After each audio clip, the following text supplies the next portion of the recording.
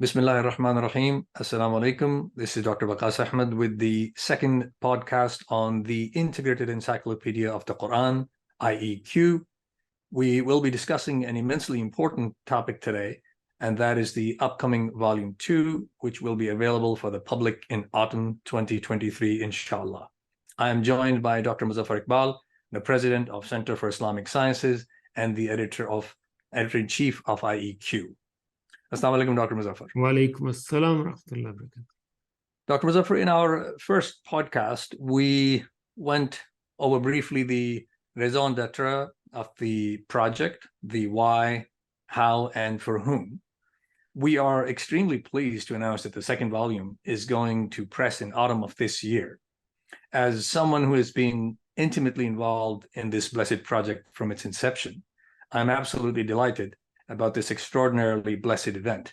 Volume 2 contains a total of 66 entries, including several major themes that are of creedal importance for both Muslims and non-Muslims.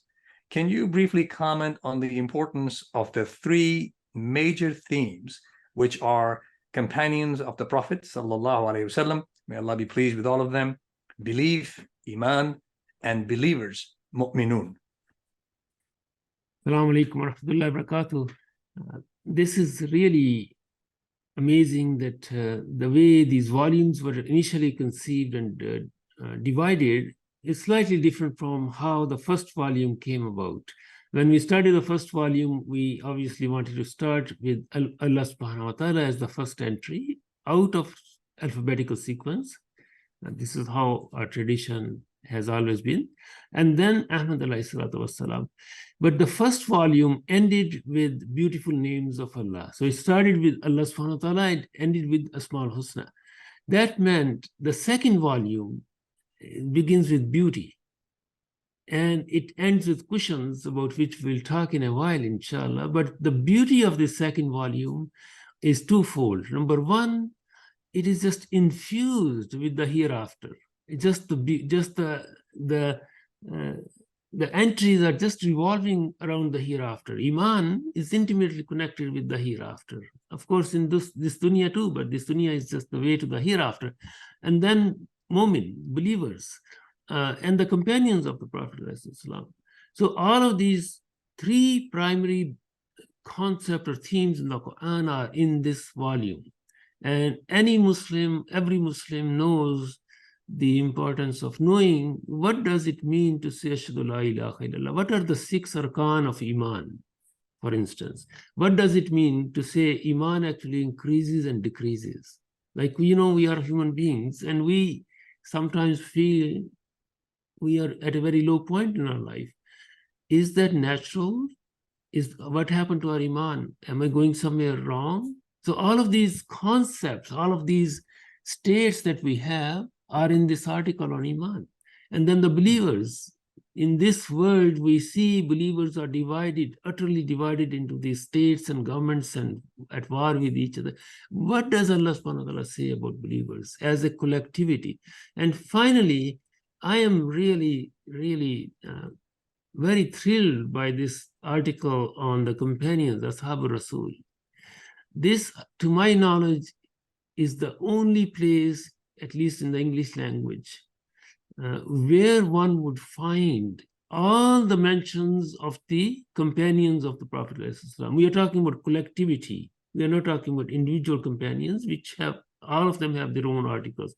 And there is only one companion mentioned by name, Sayyidina Zayd, and then there is one companion who is undisputedly mentioned in Surah At-Tawbah, the second of the two, while they were in the cave, Sayyidina Abu Bakr Siddiq radhiyallahu anhu. But this article is about the collectivity called companions of the Prophet ﷺ, Ashab Rasul. Now, their importance is fundamental for any understanding of Islam because they were the first to receive the book of Allah subhanahu wa ta'ala from the tongue of the Prophet ﷺ. They are the ones who said, yes, Ya Rasulullah, what you're saying is true. We believe in you, we believe in what you're saying.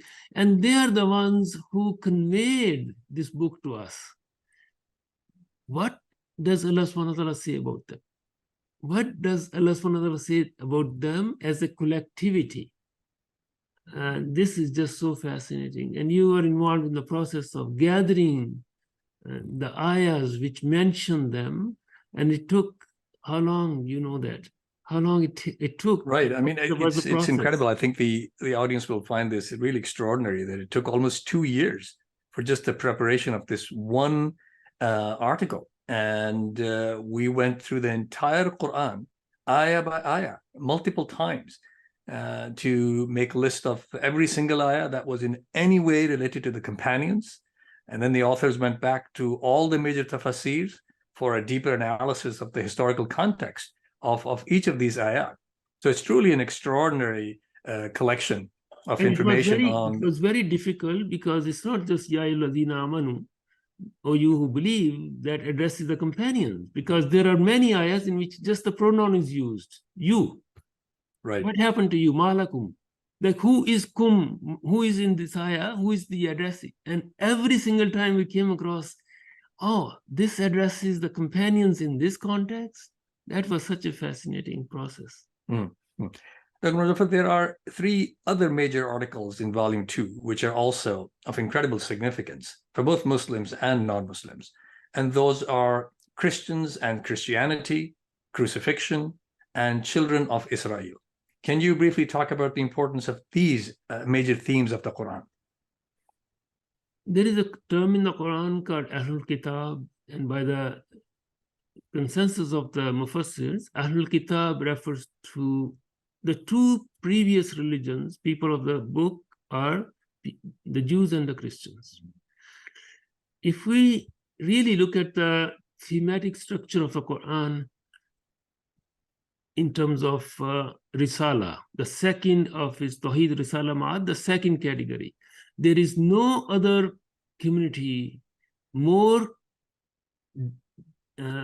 mentioned in more details than the children of Israel, Bani Israel. Bani Israel and what happened to them, their whole story, their history, and their response to this particular book.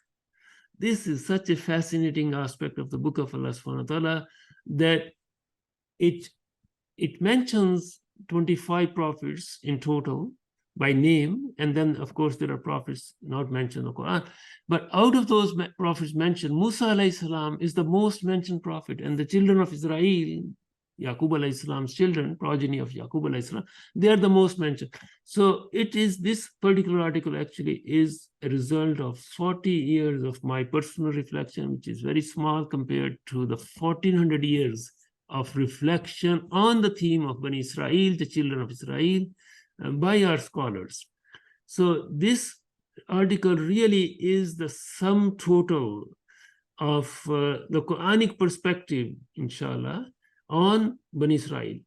Likewise, we have a world in which Christianity is one of the major religions. What does Allah subhanahu wa ta'ala say about Isa alayhi salam? He would have his own article as well. But Christianity as such and Christians combined in one article. And crucifixion is actually intimately connected with the Quranic description of Christianity. And of course, there is a very strong denial. But what does that mean? What does that mean in terms of our discussions with our Christian colleagues? How have Muslim scholars dealt with this very issue of a fundamental difference between Christian understanding of Isa alayhi salam and Muslim understanding of Isa alayhi salam? So I'm very much looking forward to conversations revolving around both of these themes, inshallah. I think it is very important to mention that Volume 2 not only includes so many of the major themes of the Quran, but it also maintains the same academic rigor that was a hallmark of Volume 1, which received glowing tributes from both Muslims and non-Muslim religious scholars from around the world. One rather subtle but beautiful aspect of both of these volumes is what you just pointed out to, is that Volume 1 starts with the Ism al-Jalala, Allah, and ends with Asma al-Husna, the beautiful names of Allah. And Volume 2 begins with beauty and ends with cushions, both concepts intimately linked to paradise. Can you briefly talk about this wonderful combination? Yes. Beauty, the author who wrote this beautiful article really conceived it in a way that is just extraordinary. When we think of beauty, and beauty mentioned in the Quran, like what would come to our mind? Obviously, we will first thing we'll think is the hadith about Allah is beautiful and He loves beauty, right? But beauty in the Quran begins with the beauty of the creation of Allah subhanahu wa ta'ala as an act of Allah subhanahu wa ta'ala. And then it goes on to the beauty of the Quran itself, beauty of the Prophet ﷺ, beauty of this dunya contrasted with the beauty of the hereafter, the beauty of Zahratul Hayat Dunya, the beauty of the apparent beauty of this, the beauty of the animals, the beauty of the seasons, the beauty of the colors, the beauty of diversity of languages, the beauty. It's just, the Quran is just full of beauty. And then it transfers this concept to an everlasting beauty in the hereafter, which is spiritual, emotional, or intellectual, all aspects of beauty. So what is beauty? Like when we define beauty, what does it mean? Beauty itself, the definition of beauty itself. And this is something very special to our tradition. When our scholars start to talk about something, the very first thing they say, tarif. What is the definition of this thing we're going to talk about? So beauty is defined by Raghib al-Asfahani, who is one of the greatest scholars we have in terms of understanding of the Quran through the language of the Quran. He says that beauty has several aspects, and of course everyone says beauty is opposite of ugliness. That's the primary beginning part. But Raghib, he goes on to say that beauty is something that produces surur, that produces joy in the human soul. Beauty is something that aligns with the natural disposition, the fitra. So beauty is intimately connected with fitra itself. And then finally, it ends with cushions. If you think of cushions, are cushions mentioned in the Quran? Like when we think of cushions, we think of cushions we use for sitting, but Allah subhanahu wa ta'ala has actually mentioned cushions in the Quran. Cushions is an okay translation of what Allah subhanahu wa ta'ala says about al-araik. It is really literally that article takes you to the scenery of Jannah. It's just so graphic. As you know, in the Quran itself, the Surah Al-Rahman is so graphic about the paradise, about what's going to happen there. So I'm really, this is a blessing of Allah subhanahu wa ta'ala that both of these volumes have a beginning and an ending anchored in the beauty of the hereafter. Volume 2 also contains another important theme, and that is creation, khalq. Can you briefly talk about the importance of this article in relation to the current understanding of the cosmos and the deeply problematic issue of Darwinian evolution? Yes, creation is actually such a major theme of the Quran, seen from the perspective of the division between Allah subhanahu wa ta'ala and the rest of existence. So when we say Alhamdulillahi Rabbil Alameen and go into the definition of what is Alameen, Alameen is everything other than Allah subhanahu wa ta'ala, and everything other than Allah subhanahu wa ta'ala has been created.